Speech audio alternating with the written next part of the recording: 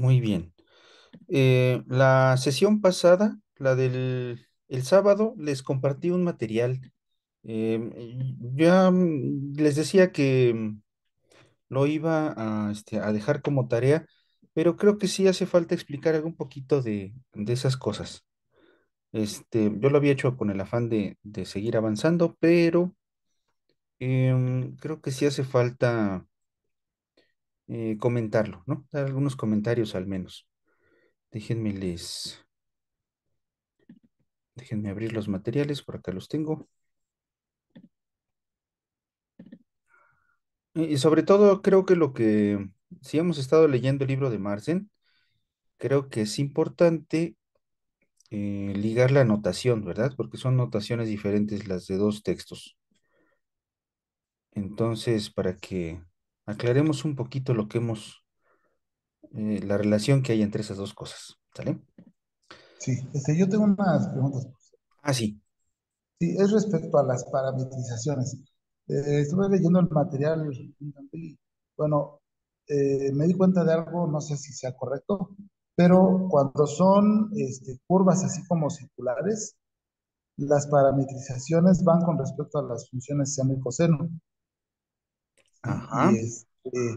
No sé, para otro tipo de funciones ya diversas, se pueden dar otras parametrizaciones, por ejemplo, curvas, no sé, con variables X y Y, pero que no sean necesariamente de forma circular. Entonces, en estos casos se utilizan otro tipo de parametrizaciones.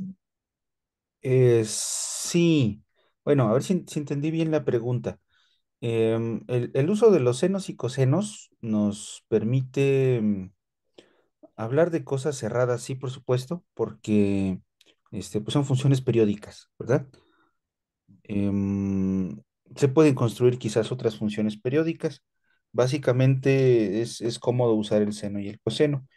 En el caso en el que se deba o se pueda usar x, y, las mismas variables x, y como parámetros, es porque quizás estamos frente a una gráfica de una función. Em, a ver, ¿cómo lo...? Sí, por ejemplo, bueno, por aquí les ponía el ejemplo, el libro, el de Thomas. Les pedía un cilindro, ¿verdad? O sea, es una superficie. Y aquí se usan senos y cosenos porque pues, lo más fundamental es reproducir el círculo. Y ya la Z, pues nada más levantamos la gráfica del suelo, pues es la idea de los cilindros, ¿verdad? Tener una Ujú. gráfica en un plano, en una sección, y extenderlo a la otra variable. Pero en el caso y bueno, aquí también pudo haberse parametrizado a través de X e Y. En el caso de algo como esto, por ejemplo, de un cono, pues la parametrización puede darse a través de las funciones seno y coseno, pero también puede parametrizarse a través de X e Y, porque la Z, la variable Z, depende de estas otras dos variables.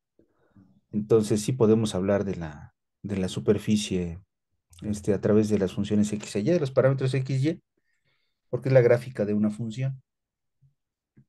No sé si era la pregunta. Sí, era con respecto a eso. Sí, muchas gracias. Si no, de nada. De hecho, qué bueno. Lo, lo que quiero revisar ahorita, y por eso creo que es importante, a ver, creo que me cambié bueno, no lo moví. Esta sección en Margen es la 7.4. Entonces, nosotros queremos hablar de integrales de superficie en general, y sí, lo vamos a hacer, ya estamos muy cerca de hacerlo. Incluso si ustedes lo quieren leer, lo pueden aventajar. Nosotros, lo que platicábamos ahí en el otro libro, el de Thomas, es que dábamos primero la parametrización de una superficie. Esa parametrización era la phi de v. Recordemos que esta función iba en un dominio en dos variables, al espacio de tres variables, pero digamos que lo que hacía phi era deformar esta región en una superficie en tres dimensiones.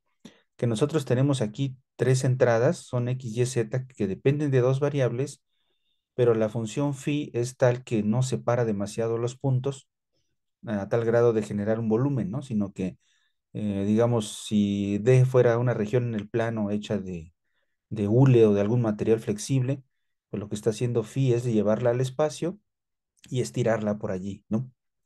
Entonces, a eso es lo que nosotros entendemos como la parametrización de una superficie. Ahora, en clases pasadas, eso sí lo revisé en clases pasadas, hablamos de que los vectores tangentes iban a estar en la dirección de los parámetros u y v de la parametrización. O sea, y aquí a lo mejor se responde un poquito mejor tu pregunta. No todas las gráficas de función, no todas las superficies son gráficas de funciones en dos variables en el sentido en el que U y B tienen que ser X e Y, o sea, las coordenadas X, Y. ¿Me explico? Porque en el caso de que los parámetros sean las coordenadas X, Y, en ese caso en específico, que sí lo trata Marsden aquí al final, ahorita lo vamos a ver, es una muy buena pregunta, qué bueno que la tienen, eso quiere decir que ya vamos entendiendo las cosas de muy buena manera.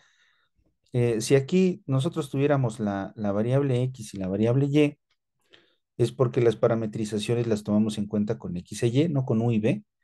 Y entonces aquí tenemos X, y aquí está la Z despejada, y hablando de la gráfica de la función. O sea, aquí está F de X, Y. ¿Sí me explicó?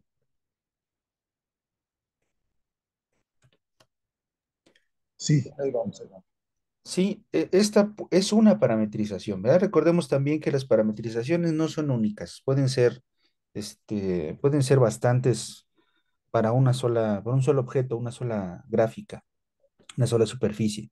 Entonces, en el caso en el que yo tome las variables x, y, los ejes coordenados x, y en el espacio x, y, z como los parámetros, es porque estoy hablando de la gráfica de una función de x, y.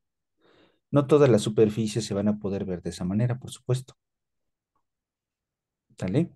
Entonces, es más general hablar de phi de v, porque entonces yo voy a tomar, tengo chance de elegir x, y como los parámetros que yo quiera, por ejemplo, la r y la teta de una función polar,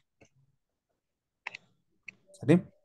Entonces, u y v son los parámetros cualesquiera de las parametrizaciones. Ahorita vamos a trabajar con un ejemplito, yo creo. Déjenme regresarme aquí a lo que habíamos visto. Es muy buena la pregunta que hace Arturo, y es digamos que lo nuevo que ofrece la parametrización de una superficie.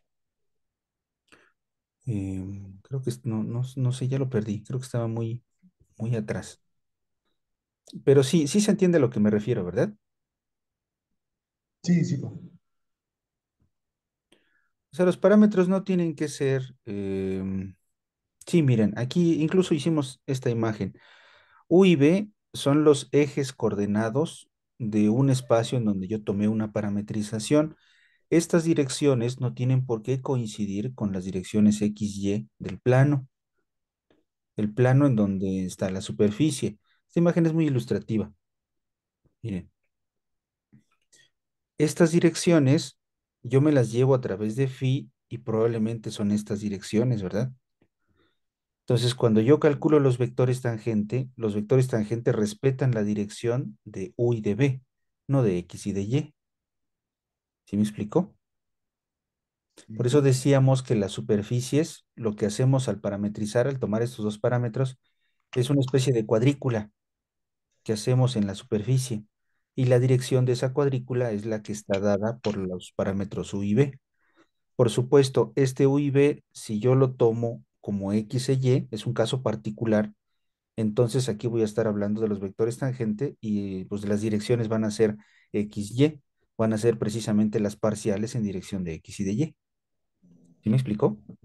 sí, o sea, es como una transformación y ese día veíamos, si no mal recuerdo, que, bueno, la cuadrícula que se puede hacer en el caso de la V, en el digamos, plano V del lado izquierdo, Ujú. se transforma, bueno, bajo la aplicación phi, la transforma en otra, pero los vectores preservan las direcciones, ¿no? aunque se haga el rectángulo, digamos, más amplio, como una homotesia, algo así se me imagina, pero las direcciones se van respetando. Bueno, más bien las direcciones las va indicando la parametrización. Ah, O sea, esto de cuadricular, por eso decía que esta imagen es bastante ilustrativa, porque quizás vamos a las direcciones, por ejemplo, la dirección donde está este tangente y este V serían las direcciones en las que se convierten estos vectores de dirección. O sea, si yo hablo de una base, digamos, para esta cuadrícula, una base pensando en álgebra lineal, tengo un vector unitario aquí y otro vector unitario acá, pues, en este punto, pues me fijo en la imagen del punto, que sería este cruce, y probablemente el vector de dirección, en lo que se convierte U con el unitario, sería un vector que apunta en la dirección del tangente y otro vector para B que apunta en esta dirección. Y el vector tangente, pues ya no necesariamente es el vector unitario, ¿verdad? claro. Pero digamos, estas direcciones van a ir cambiando. Si yo me cambio de punto, pues probablemente la cuadrícula llegó hasta aquí. O sea, déjenme ver si lo puedo dibujar aquí encima.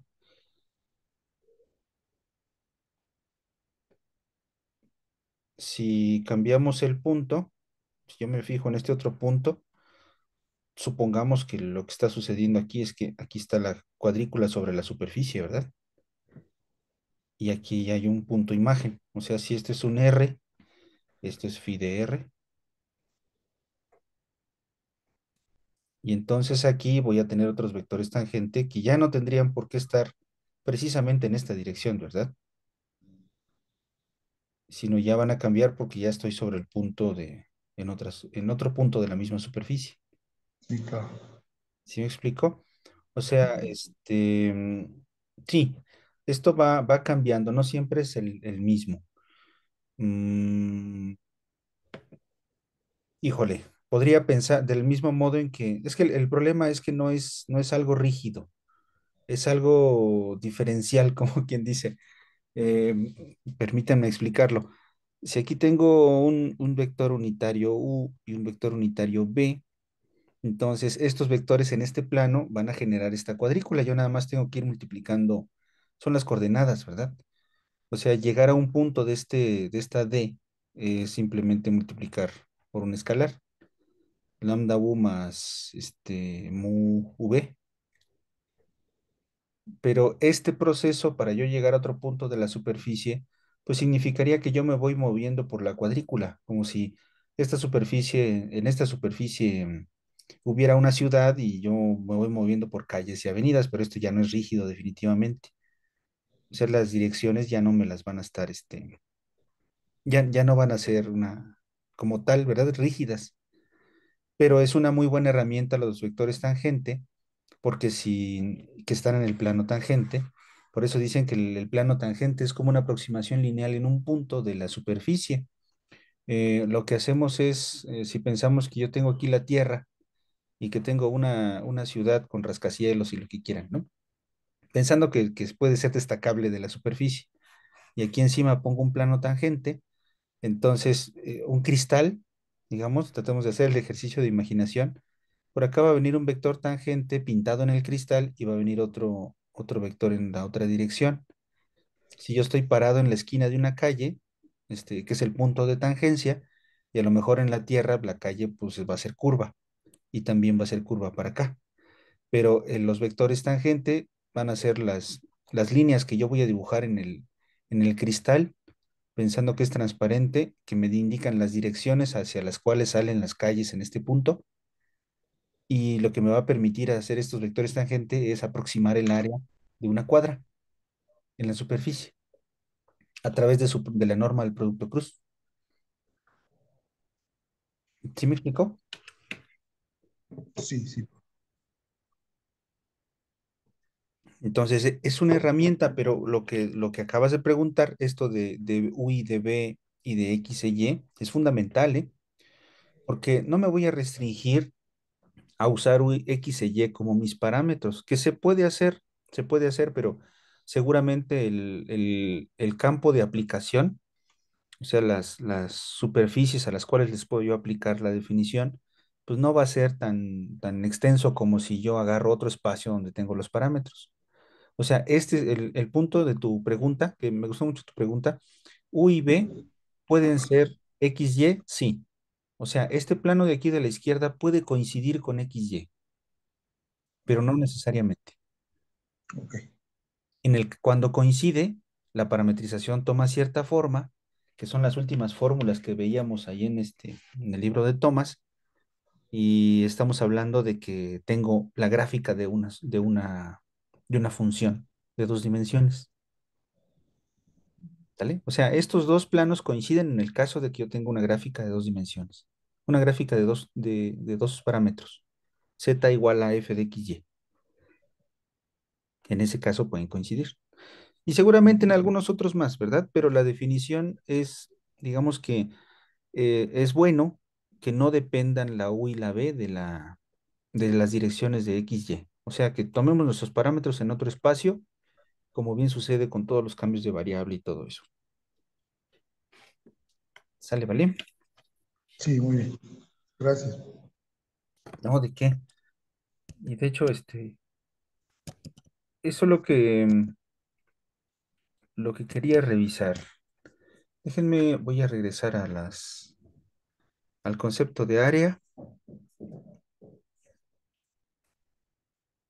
Bueno, área y superficie, si lo queremos precisar, la superficie es el objeto, el área es la medida de la superficie, ¿verdad? La medida de ese, de la superficie que entra en contacto con otra cosa. Entonces, eso es lo que nosotros le llamamos área. Lo que queremos calcular es el área, ¿verdad? O sea, cuántos centímetros, cuántos metros cuadrados tiene la superficie de una sábana, ¿no? De un balón, no sé, cosas por el estilo. Por eso decimos definición del área de una superficie. Entonces, lo que decíamos, y qué bueno que retomamos el dibujito de allá arriba, U y B son los parámetros de la parametrización y los vectores tangente, ¿cómo los calculamos? Vean, incluso en el cálculo de los vectores tangente queda muy en evidencia en qué dirección lo estamos tomando en cuenta, ¿verdad? X es una función de U y de B. Entonces el vector tangente respecto de U en la dirección de U, pues definitivamente son las parciales de X y Z en la dirección de U. ¿Sí lo ven? O sea, X y Z son puntos, son los resultados de haber evaluado una función X y Z, eso lo estoy llamando la función, en dos variables. Entonces, cada una de estas cosas es susceptible de que se le calcule su derivada parcial respecto de los parámetros. Entonces, lo podemos ver así también. Bueno, déjenme lo escribo en la pizarra mejor.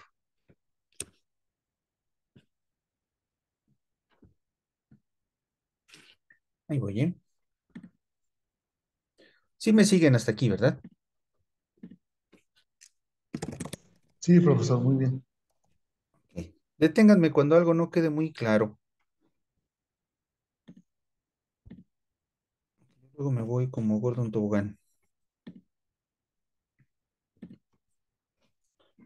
Bueno, ahí está. Vamos a hacer un dibujito. Creo que sí vale la pena. Em, Hay un lugar donde están nuestros parámetros. Eso es lo que nosotros estamos llamando U y B. Es un plano cartesiano. ¿Podemos imaginarlos rectangulares? Sí, está bien. No necesariamente tendrían que ser rectangulares, ¿verdad? Con que sean linealmente independientes en un plano para poder generar un objeto de dos dimensiones, con eso es suficiente. Entonces, existe un espacio, este es el espacio D, puede ser una región nada más, en R2. Así, en general vamos a decir que es una región en R2, en una copia de R2. Tomo mis parámetros aquí, mis puntitos con coordenadas U y B. A veces cuando uno está aprendiendo las cosas, esto que estoy haciendo causa confusión, ponerle U y B. Representar la dirección con la misma coordenada. Entonces vamos a poner aquí U0, B0. Un valor fijo de cada una de las coordenadas. Mando a través de la función phi esto a tres dimensiones. Entonces, yo lo que voy a ver en tres dimensiones es esto, mi superficie.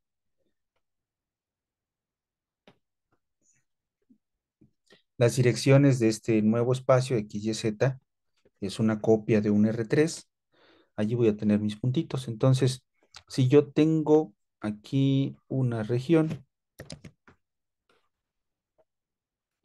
eh, supongo que se cierra, solo que no quiero atravesar la gráfica, pues aquí se convierte quizás en un sombrerito, ¿no?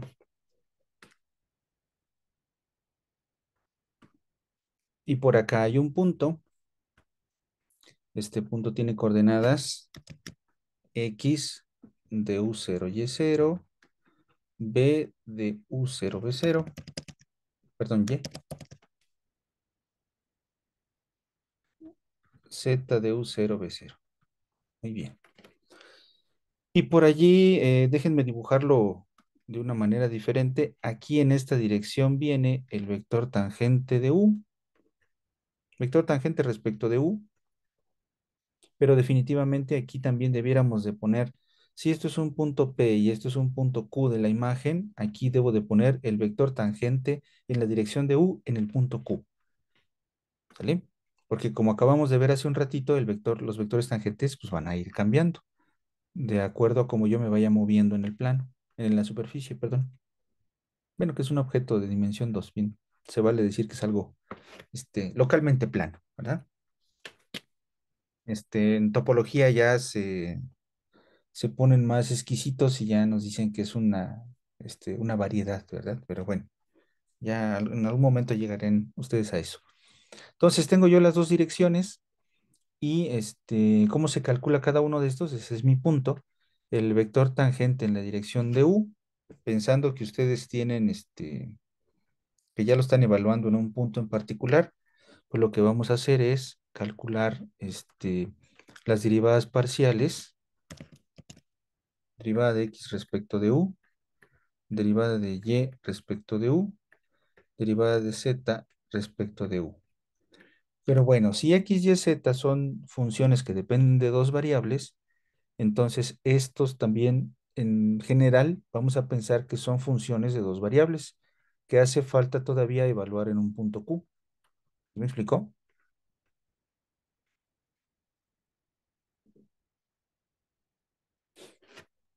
¿Vale? Sí, Entonces, si no lo evalúo en un punto Q, esto es una tríada que depende de X y de Y. Son tres funciones de nueva cuenta, en general, ¿verdad? Al evaluarlo en el punto Q en específico, pues entonces yo ya voy a tener un vector tangente en específico. Pues estamos pensando que yo tendría algo así como esto, estaríamos pensando que es un 3 menos 4 1, ¿no? Un ejemplo. Mientras que si no lo evalúo, estamos pensando en que esta expresión es un 2x menos y, x cuadrada más y, seno de x más y. No sé, un ejemplo. Son cosas de este estilo, ¿sale? Cuando vemos un vector tangente así, es esto, que está listo para ser evaluado en el punto que ustedes me digan, ¿sale?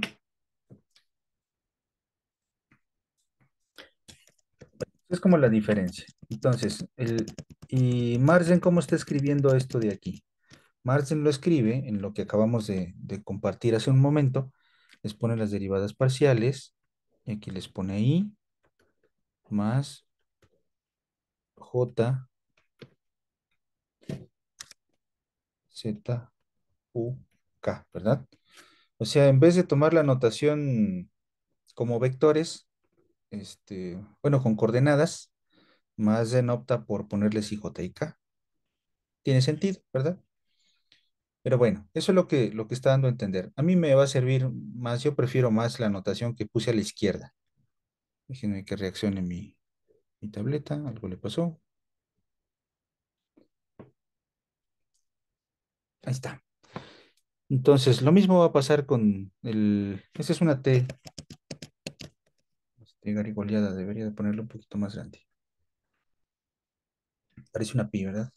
Entonces es la parcial de X respecto de B, la parcial de Y respecto de B, y es la misma historia, parcial de Z respecto de B.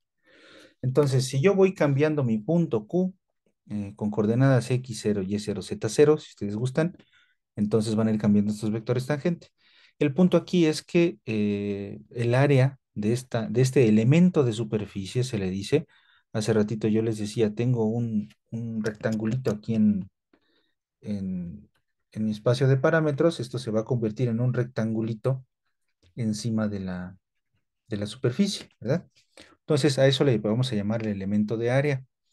Cuando yo doy una partición, que eso es lo que quería explicar el día de hoy, y es lo que se menciona por ahí en el libro de Thomas, cuando yo doy una partición de esta región, entonces eso se convierte en una partición de esta otra, en una cuadrícula. Depende fuertemente de la superficie phi, ¿verdad?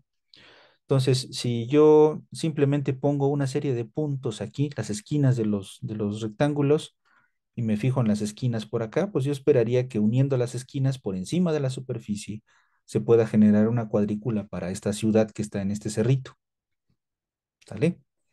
Entonces, los vectores tangente me van a dar esas direcciones, son una aproximación, es decir, los vectores tangentes son cosas euclidianas, son cosas rígidas, mientras que las calles están siendo un dibujo en una superficie, en un cerro, ¿verdad? Entonces yo me paro en el punto y estos dos vectores tangente me dicen las direcciones en las que apuntan las calles. Cuando hablamos de este punto, me cambio de punto, por supuesto cambian los vectores tangente. Pero lo interesante aquí es que cuando yo tengo esta cuadrícula de la ciudad, entonces el producto cruz, la norma del producto cruz de estos vectores tangentes, me va a dar el área del elemento de superficie. Vamos a ponerle ADSI. ¿Sí me explicó? Sí, pero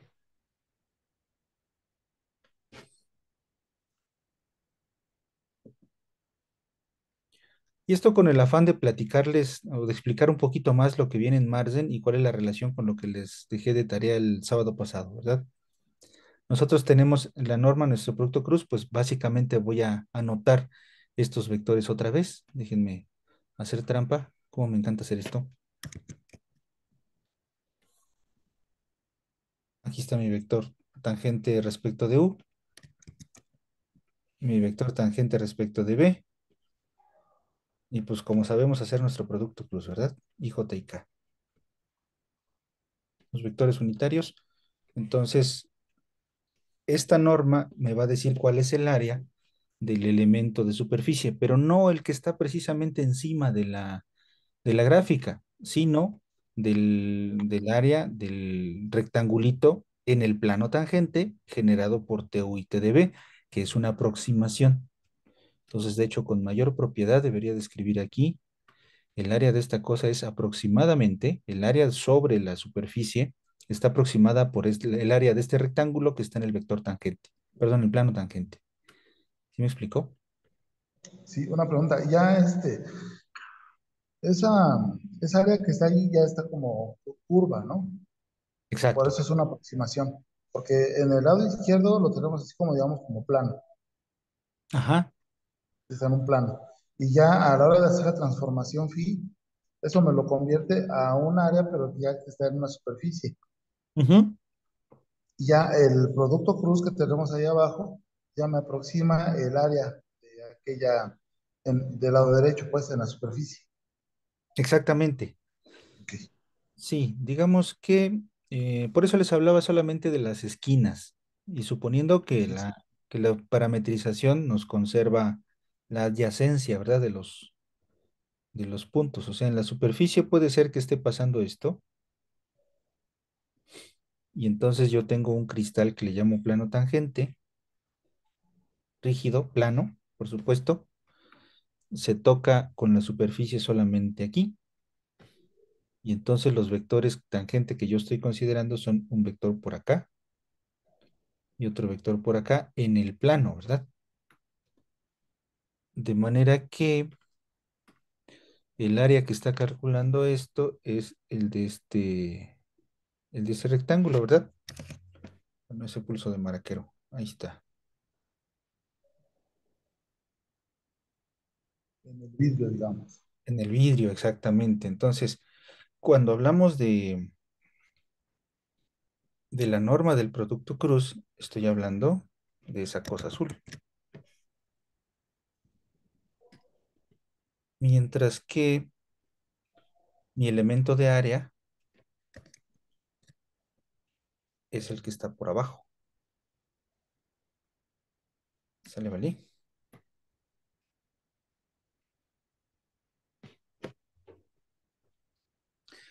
Entonces, si yo, y la idea de la integral, pues es exactamente la misma que toda la vida, ¿verdad?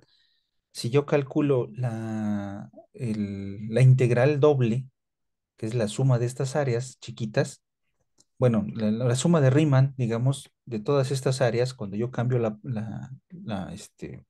doy particiones cada vez más pequeñas, de separación cada vez más pequeña, pues este elemento de área es cada vez mejor aproximación, perdón, este vector tangente, este rectángulo en el plano tangente, es mejor aproximación del elemento de área.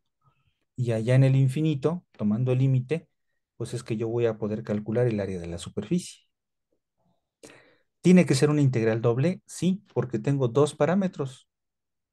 Entonces, finalmente, el área, cuando yo tomo el proceso de límite, pues va a ser la integral doble en la región D, esta región D, donde está la región de los parámetros de esta norma, ¿verdad? ¿Sí me explicó?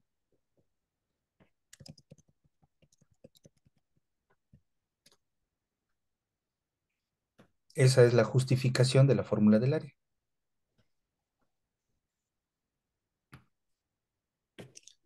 ¿Sí queda claro esto? Sí, más o menos. Y bueno, ya a la hora de hacer entonces, ya para calcular en sí el área exacta, tendríamos que hacer la integral doble, pero también poner la norma que está aquí, ¿no? O sea, bueno, el determinante que está. Exacto, sí. De hecho, ¿qué queremos calcular? El área de la superficie, ¿no? Ujú. ¿Cómo lo hacemos? Calculamos los vectores tangente, pero no los evaluamos. O sea, estas reglas para proceder, por supuesto, van a cambiar los vectores, pero las reglas son válidas en todos los puntos de la superficie, ¿no? Por eso se pide que la parametrización sea clase C1. No nos genera problemas con esto. Entonces, ya teniendo las parametrizaciones, esto es como si quisiéramos un algoritmo, ¿verdad? El segundo punto es calcular este vector, ¿cómo se dice? Calcular este producto cruz. ¿Y quién es este producto cruz? Bueno, a eso iba, ¿verdad? ¿Por qué quiero el producto cruz? Bueno, porque el producto cruz igual me va a dar una función que me dice cuál es la aproximación del área en cada punto. Es una nueva función de dos variables. Entonces, Marcen y Thomas lo hacen de la siguiente manera. Lo voy Profe, a... Sí, pero entonces el determinante del producto cruz es el área o es el diferencial del área. es el diferencial del área. Ah, ok. Sí, porque después lo integra, ¿verdad? Sí, Y ese ya sí es el área. sí, exacto. Ah, gracias. Es que, sí, perdón, debí haberlo dicho así. Muchas gracias por el comentario. Por eso decimos que este es un elemento de área, ¿verdad? Por eso el SI. Sí, pensando Ok. que es Ujú. una cuadrícula grande, ¿verdad? Sí, sí, sí, exactamente. Este es el diferencial del área. Lo podemos, Gracias, profe. no a ti, porque nos va diciendo cuál es la aproximación del área en cada uno de los puntos. Yo voy moviendo mis puntos P y Q, ¿verdad? Bueno, mis puntos P y con eso se mueve todo el relajo acá. ¿Sale? Entonces, déjenme llevarlo acá. Sí, me voy a llevar esto. Ahí está. Creo que le quité los gorritos a los vectores. Bueno, y la razón por la que retomo esto es porque, bueno, nosotros recordaremos cómo se calcula nuestro determinante. Bueno, si usamos I, J y K, entonces tenemos I, J y K por los menores. Y esos menores Marsen les pone nombre. Eso es más bien lo que quiero mencionarles. Déjenme, lo voy a copiar. Si tengo I, pues es por el determinante que se forma. No puedo copiarlo. Bueno, ni modo, lo voy a tener que poner. Este, DY de U por DZ de B. exacto. Lo voy a Ok. poner con colores para no escribirlo de nuevo y ahorita les digo por qué. Es esto, ¿verdad? Son determinantes. La menos la J, que es respetando los signos, ¿no? El determinante va a ser esto de aquí.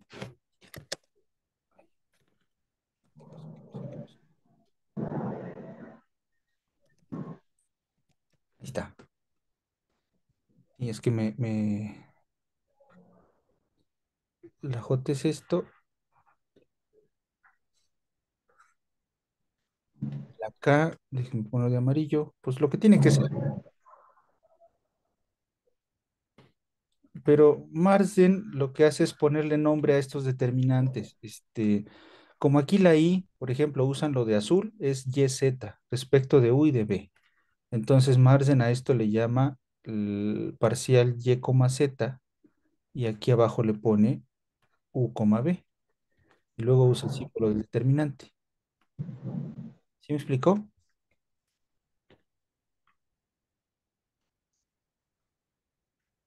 ¿Por qué? Porque, y cuando lo escribe de esta manera, lo que representa es la parcial de Y respecto de U, la parcial de Y respecto de B en la columna, por supuesto, y de Z respecto de U y de B también. O bien, si quieren verlo en rectángulos, es perdón, en renglones, es la parcial de Y y de Z respecto de U, la de Y y de Z respecto de B.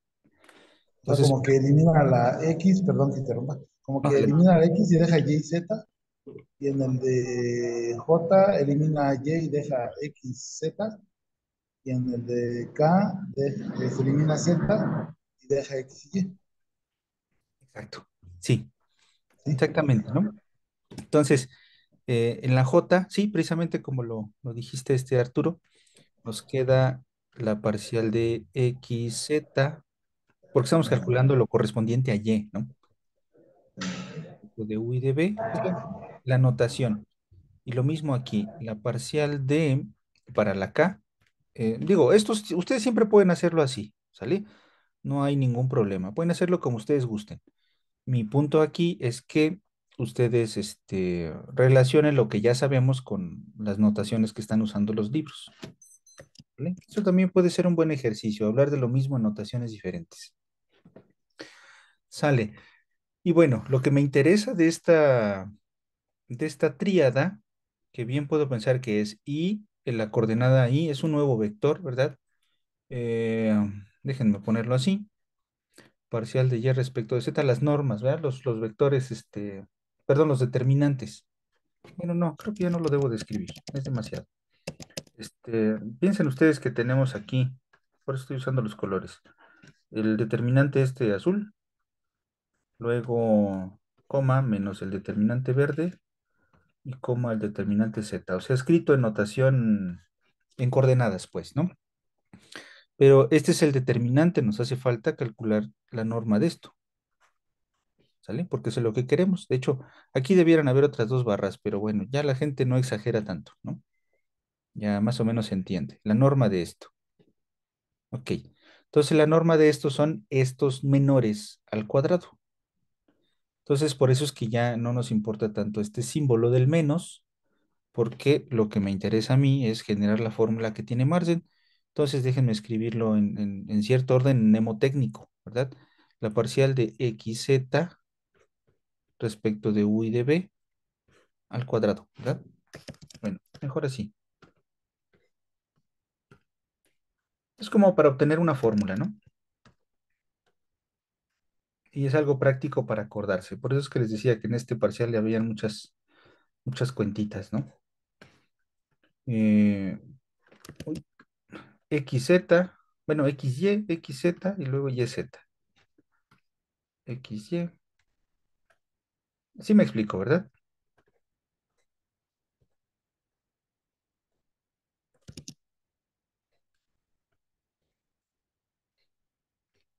¿Siguen ahí o ya me desconecté?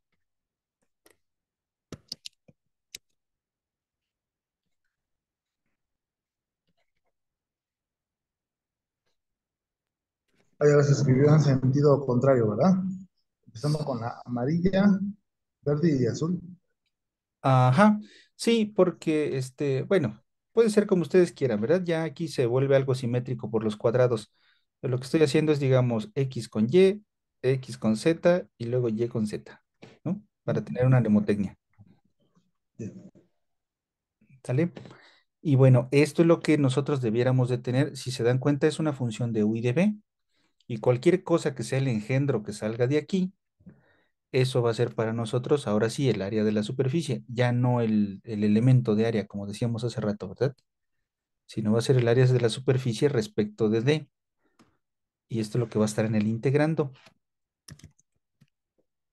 Un integral doble porque depende de dos variables.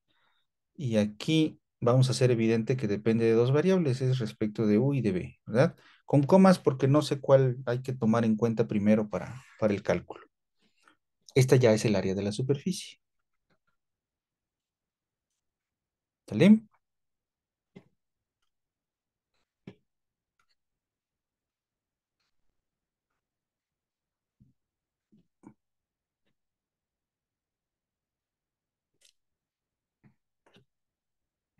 Necesitamos un ejemplo, ¿verdad?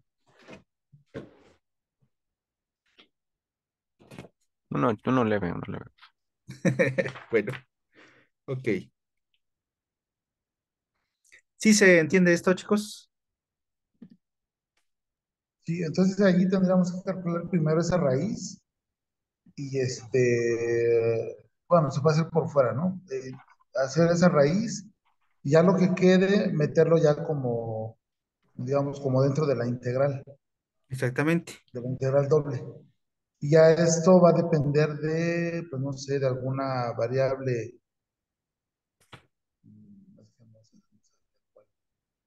Bueno, el chiste es que sería lo más fácil hacer esa raíz que está dentro. Ya lo que quede lo integramos. Exacto. Sí. Bueno, creo que Marcen tiene un ejemplo bien, muy... Sí, sí, exactamente, Arturo.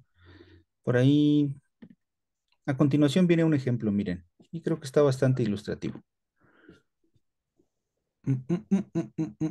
Bueno, aquí está la definición, ¿verdad? S es una unión de superficies SI, por eso es que yo tomaba el SI hace rato de esa manera. Bueno, aquí nada más les dice que la norma del producto cruz es esto. Bueno, no les explica bien, y bien, ¿verdad? Em, y bueno, esta es la formulita que nosotros acabamos de mostrar. La justificación, pues es lo que ya habíamos estado platicando en un momento. Y aquí les da un ejemplo, miren. Incluso si gustan, podemos tomar este ejemplo así rapidísimo para no llevarnos mucho tiempo. Sí, tenemos de la región determinada por θ entre 0 y 2 pi y el radio entre 0 y 1. Entonces, fíjense que la región D es precisamente un rectángulo, ¿sale? Déjenme, lo voy a dibujar en la pizarra. Ahí voy, ¿eh? Es el ejemplo 720, página 450.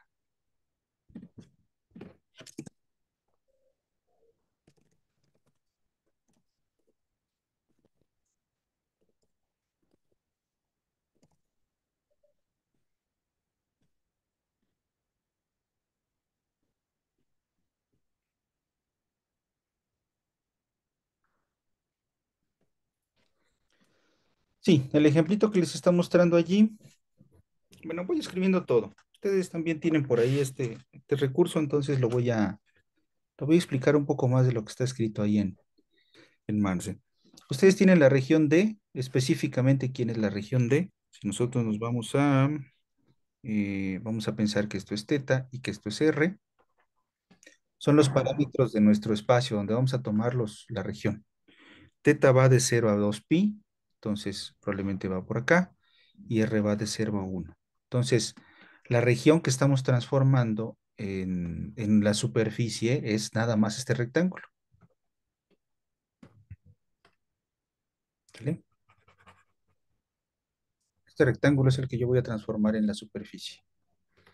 ¿A través de cuál función? Bueno, la función que se está tomando en cuenta es, vamos a ponerlo acá, phi, va de esta región D a esto lo estoy yo llamando D, va de la región D a R3, está definida como sigue. Vamos a tener teta R y le vamos a asociar la X de teta R, Y de teta R, Z de teta R. ¿Quiénes son X, Y, Z? Bueno, aquí nos está diciendo que es R coseno de teta, R seno de teta y R. Entonces, fíjense que las tres entradas, las tres coordenadas en R3, dependen de teta y de R. ¿Y en qué vamos a convertir esto? ¿Qué se convertirá esto? No nos dice por ahí cuál es la gráfica, pero nosotros la podemos visualizar. ¿Alguien lo alcanza a ver?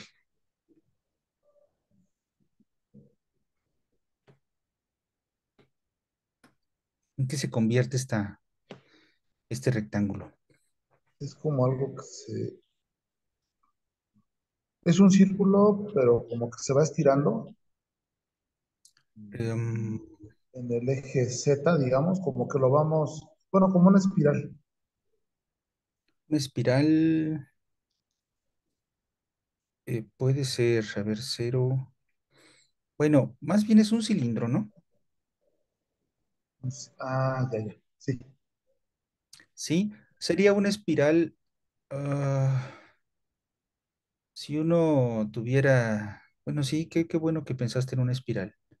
Déjame explicar la diferencia. No es trivial, ¿verdad? R coseno R seno. Sí, sí, pensaste en una espiral porque si nosotros tomamos la R fija, sí se convierte en una espiral. Bueno, no porque está constante, la misma altura.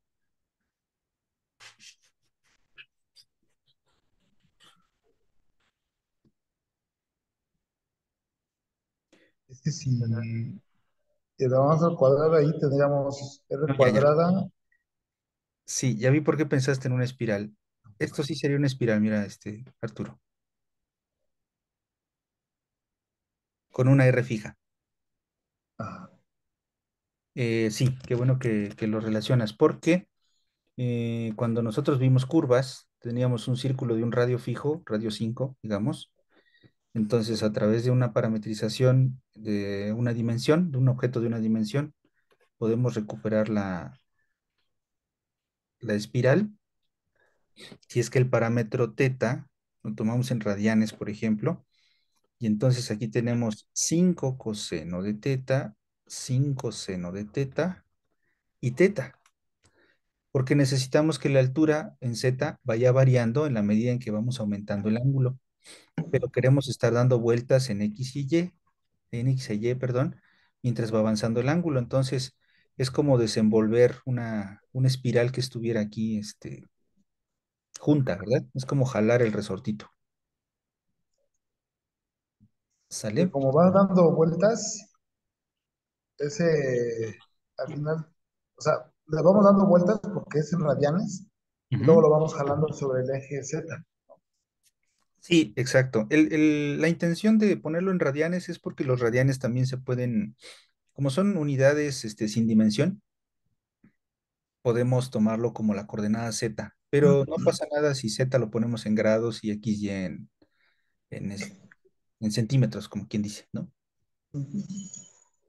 Sí, exacto. Los radianes tienen esa ventaja que puedo yo ponerle 3 centímetros a cada una de las coordenadas, ¿verdad? Entonces, sí, pensaste en esto porque tiene relación, por supuesto. Aquí es un poco diferente y qué bueno que lo mencionen, así debe ser. Es bueno ir aclarando cosas. En este caso, el radio sí está variable, la z de aquí, de este espacio, depende de la r de este espacio, y aquí estamos reproduciendo un círculo definitivamente, ¿verdad? Entonces, si en x y hablamos de un círculo con radio variable, y la altura también va a estar variando de acuerdo al radio. Entonces, ¿qué cosa tenemos? Pues podemos ver en qué se convierten las líneas, ¿no? Para ver si nos lo aclaramos un poquito más. ¿En qué se convertirá, por ejemplo, este segmento? Cuando el radio vale cero, te da un punto. Queda un punto, entonces estamos aquí, ¿verdad? Si tomamos este otro segmento con un radio, esto llega al 1, entonces aquí podemos poner un 0.6, como quien dice, un poquito más arriba de la mitad. Entonces tengo 0.6 coseno, 0.6 seno Un y círculo de radio en 0.6. medio. Entonces, exactamente, el radio en el suelo va a ser 0.6, pero también la altura. Entonces ya se dieron color de qué está pasando.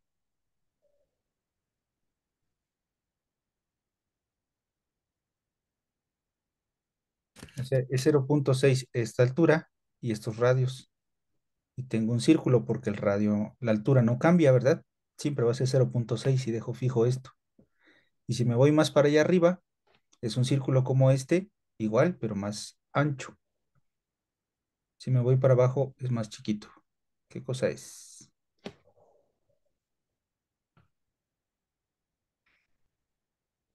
Es un cono. Es un conito, ¿verdad? Y terminamos hasta la altura 1. Z igual a 1 porque es lo más grande que puede ser. ¿Sale? Entonces sí, Cono. qué bueno que comentaste lo de la espiral porque esto nos da claridad en qué está pasando aquí, ¿no? Perdón, ¿tenían Una alguien? pregunta. Sí, sí, sí. Es los círculos que están ahí sobre sí, el cono, ¿serán las curvas de nivel? Sí, sí, sí, sí. Es en lo que se convierte en estas líneas horizontales. ¿Sale? Las líneas verticales, aquí ya estoy tratando de dilucidar incluso la cuadrícula, ¿no? Una línea vertical estaría cambiando el radio, pero no el ángulo. Entonces sí, sí estoy representando estas líneas, las generatrices del cono, ¿verdad? Porque el ángulo va a estar fijo respecto de x, y. Bueno, respecto de x, si es que teta lo interpreto como el ángulo respecto de x aquí, ¿verdad? Y el radio va aumentando. Si dejo fijo teta, miren, coseno de teta es fijo, seno de teta es fijo, y lo que va aumentando solamente son estas dos coordenadas junto con z. O sea, se va estirando el vectorcito sin que gire, ¿verdad? Entonces, por eso esta línea azul sí representa estas líneas de por acá. También cualquier otra línea azul. Entonces, la cuadrícula en el cono, ¿se la imaginan?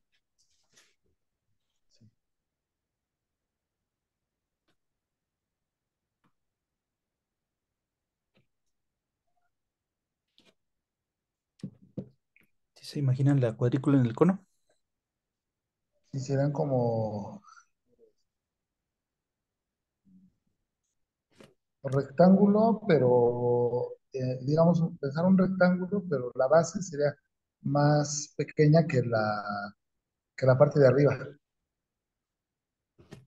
Ajá, exacto. Precisamente por la forma del cono, ¿verdad? Bueno, se vería algo así su cuadrícula, miren.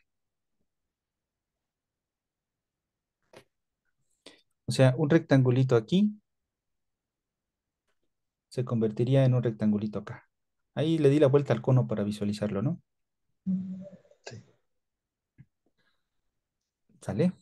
Por eso es que les digo que las cuadrículas aquí cuadriculan el espacio, pero los cuadritos no necesariamente son bueno, cuadritos entre comillas, ¿verdad? Como los cachos que tiene ¿cómo se llama? El Palacio de los Deportes, Ándale. en las tapas, ¿no? En la cúpula. Sí. Ujú. Sí, algo así. Son aproximaciones rectangulares a la superficie. O si nosotros, es como si, no sé, a mí se me figura a veces que pones aquí una retícula, una malla de alambre, le pones una lámpara, ¿no? Y la imagen que veas ahí es como la cuadrícula que se hizo, y eso es como que lo que hace Phi, Ya. ¿sale? Y por supuesto la sombra pues va a depender de la forma de la superficie. Entonces son ideas que pueden apoyar, ¿verdad? Ujú. Bueno, entonces ya que queda claro qué es lo que estamos dibujando, digo, ojalá y uno tuviera el tiempo de hacer esto siempre, ¿verdad? Cada que estamos leyendo algún texto, si ustedes lo tienen, adelante, aprovechenlo. Ya tengo mi parametrización y entonces el siguiente punto es calcular las derivadas parciales. Entonces, lo que hace Marsen con su notación es pues simplificar un poquito las cosas.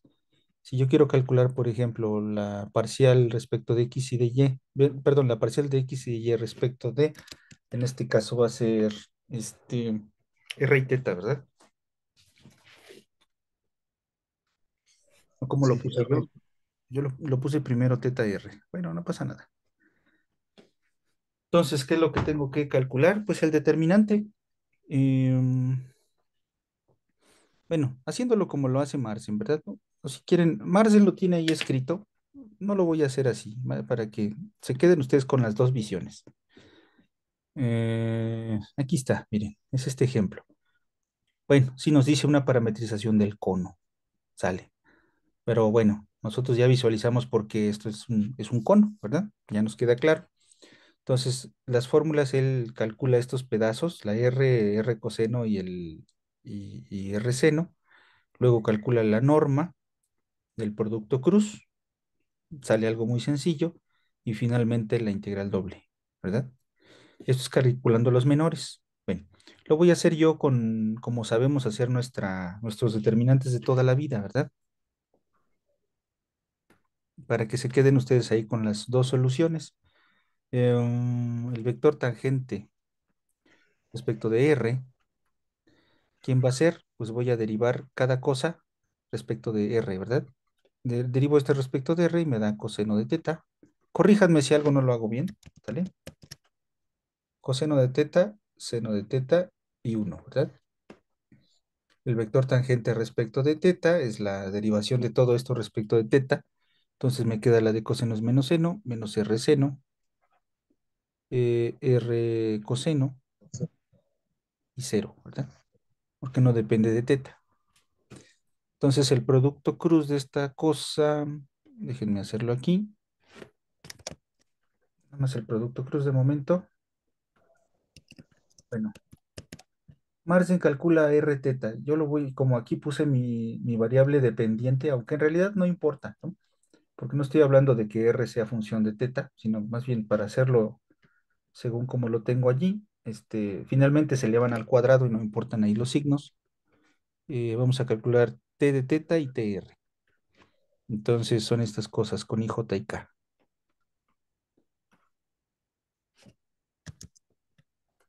¿Sale? Aquí está esto.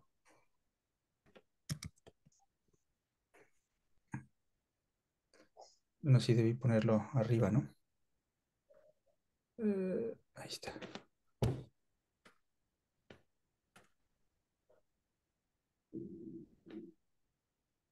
Y arriba va i, j y k. Muy bien.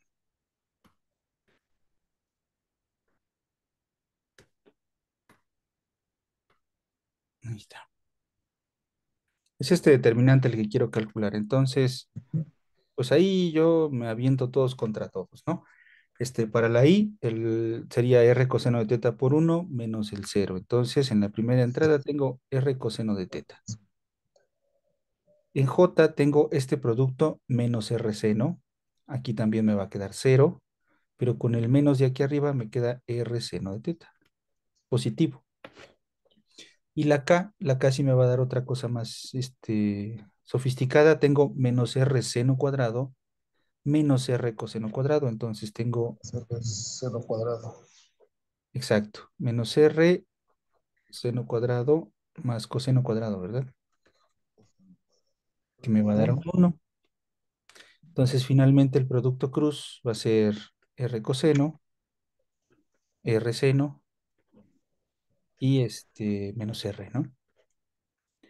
Que entonces cuando calculo la norma de ese producto cruz, norma de t teta cruz de r, pues sería la raíz cuadrada de los cuadrados de esta cosa, que es r cuadrado coseno cuadrado, más r cuadrado seno cuadrado, más r cuadrada, ¿verdad? Ahí es donde les digo que no importa si la diferencia entre haber puesto tr y t teta, pues por supuesto son los signos negativos. ¿Se acuerdan ustedes cómo funciona el producto de cruz, verdad?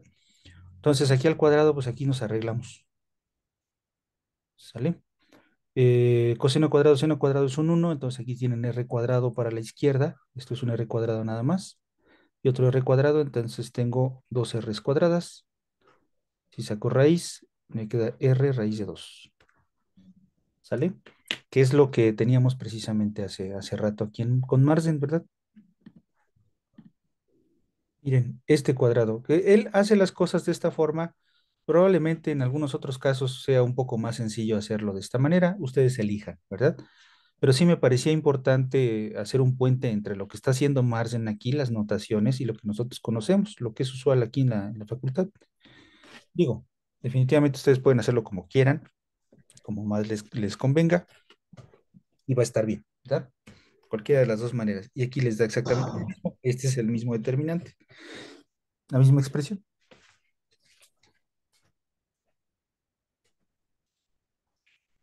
¿Sí está claro hasta ahí?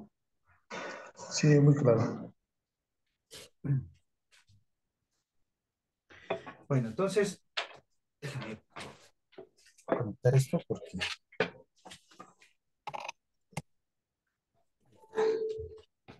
ya se está descargando. Bueno, y entonces hay que calcular la integral doble de eso.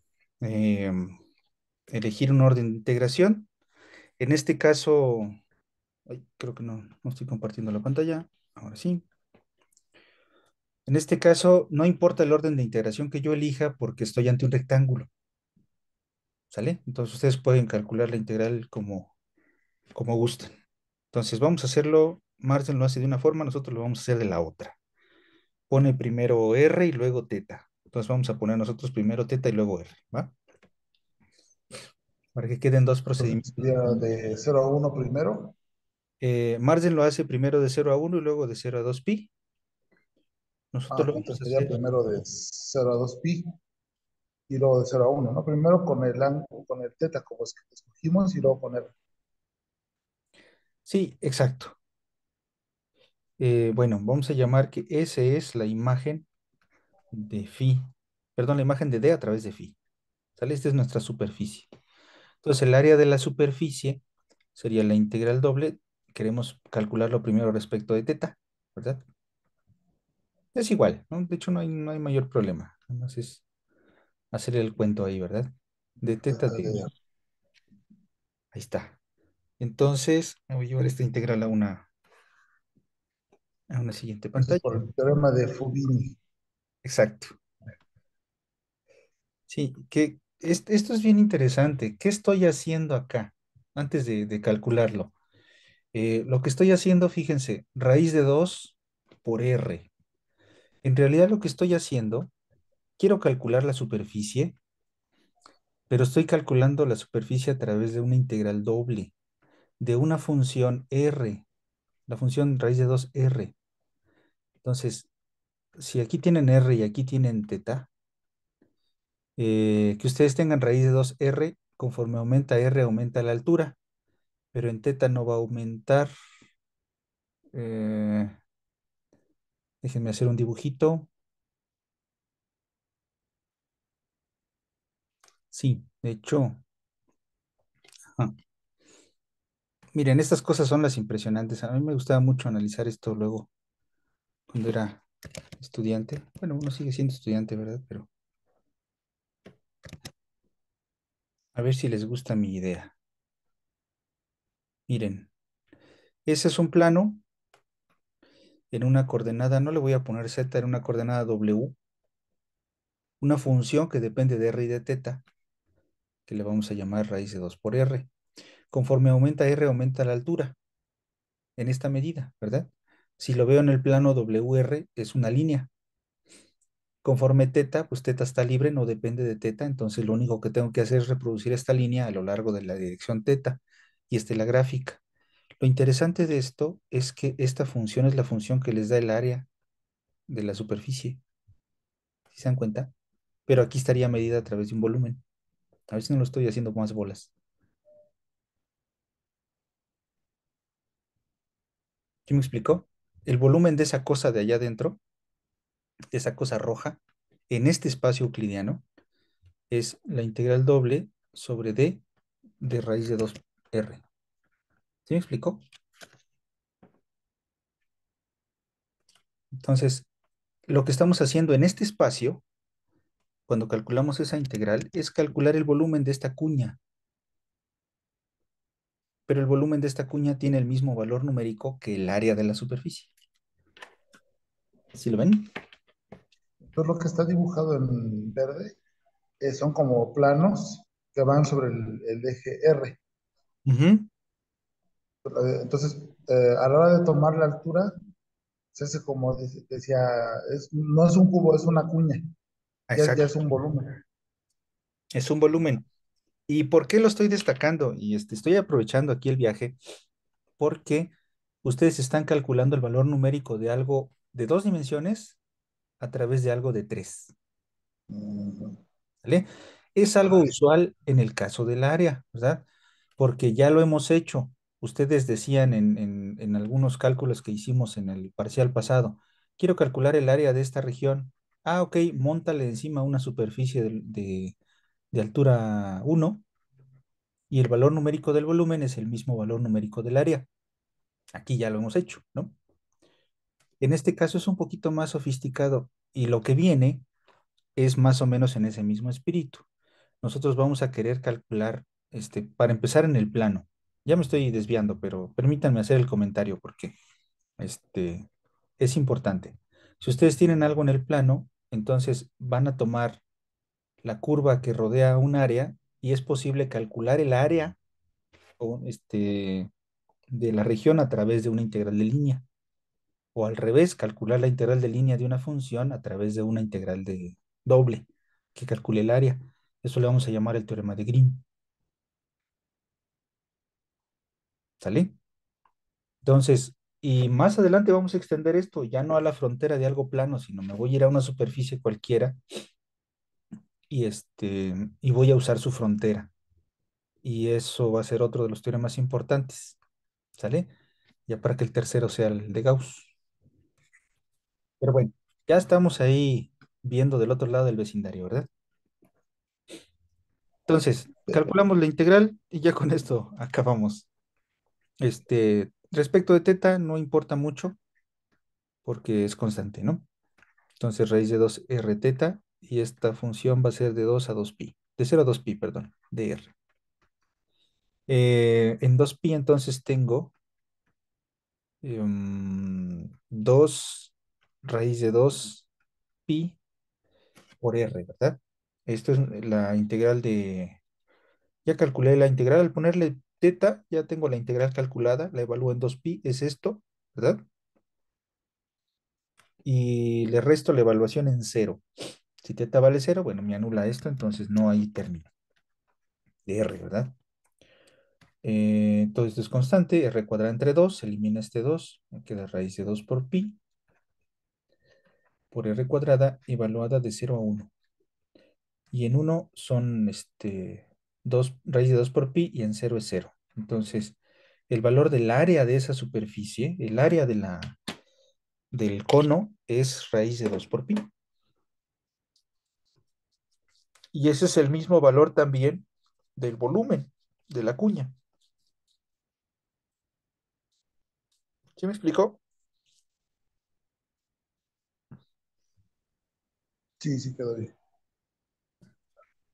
Que si lo piensan un poco es bastante impresionante, ¿no? Porque en cuanto a los objetos geométricos, porque aquí no necesitaron, no es un cambio de variable como tal, bueno, no en el sentido de que un cambio de variable viaja de 3 dimensiones en 3 dimensiones, eso sería un cambio de variable, sino la parametrización y esto de los productos cruz de los vectores tangente, pues de alguna forma también es como una especie de jacobiano, ¿no? De hecho, por eso Marsden como que está queriendo emular eso que hacíamos con el caso de dos variables. Yo no me cambio de variable, eh, pero para la superficie, ¿verdad? Por eso es que como que está queriendo tomar esta notación. ¿Sí lo ven?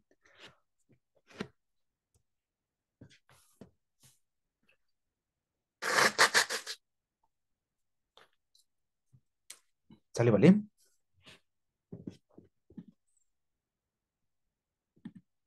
Pero bueno, esto es lo que vamos a hacer. Estoy metiendo un gol porque estoy tomando, por supuesto, un ejemplo así sencillísimo.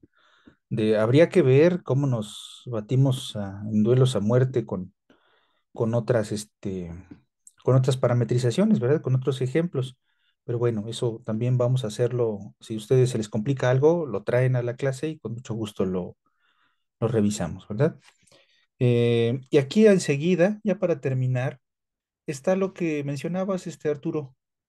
Ahora suponte que los parámetros u y b son precisamente x, y entonces el valor z es una función que depende de dos variables. O sea, los dos parámetros coinciden, ¿sale? Digo, las dos maneras de representar tu dominio coinciden.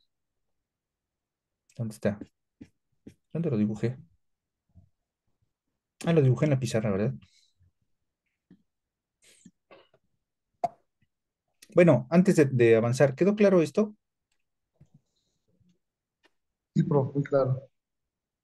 Solo nada más una pregunta. Entonces, el área que sacamos ahorita, el raíz de 2pi, eso ya está en la superficie del cono, pero sería Ese. nada más el rectangulito este cubo que quedó, Eh, o s- sería como que no, no, no. hasta la altura uno, Hasta la altura uno. Sí, hasta la altura uno, o sea, es un cono chaparrito, digamos, lo que exacto. calculamos área. Exactamente. Sí. Ah, Y hay esa confusión, perdón, mea culpa, ¿verdad? Porque es también lo que preguntaba Rodrigo, ¿sí, verdad? De la diferencial del área. Sí, sí, es todo el área. Eh, ok. la, el producto cruz es la diferencial del área, solo el producto cruz y la diferencial del área en un punto. Entonces, cuando calculo la integral doble, estoy tomando todas las diferenciales de área, y estoy calculando el área completa. ¿Sale? Bueno, la integral doble es el límite de esas sumas, ¿verdad? Como integral. Pero sí, sí, la respuesta es estamos calculando el área del cono, la superficie del cono. También Hasta la altura uno. hasta la altura uno, exacto. También la de aquel lado, ¿verdad?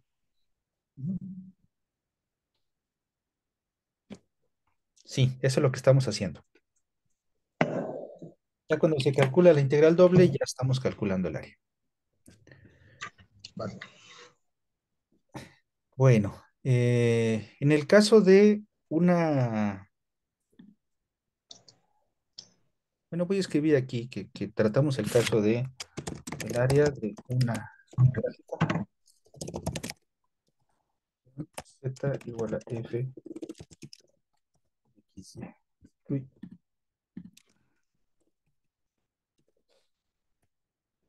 Bueno, eso es lo que preguntabas, Arturo.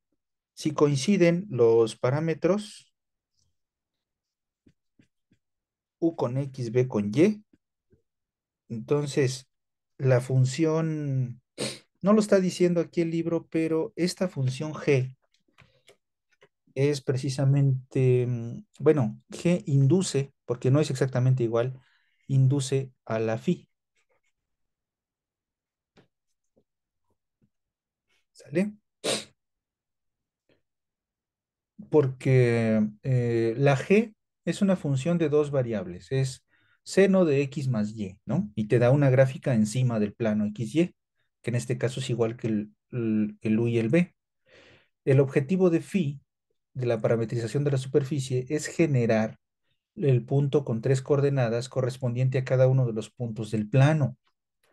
O sea, si bien la g lo que hace es toma una pareja y le asigna una altura, lo que hace la phi es recuperar x, y la altura, porque phi te va a generar los tres coordenadas. Entonces, ¿qué cosa hace phi con la pareja u y b?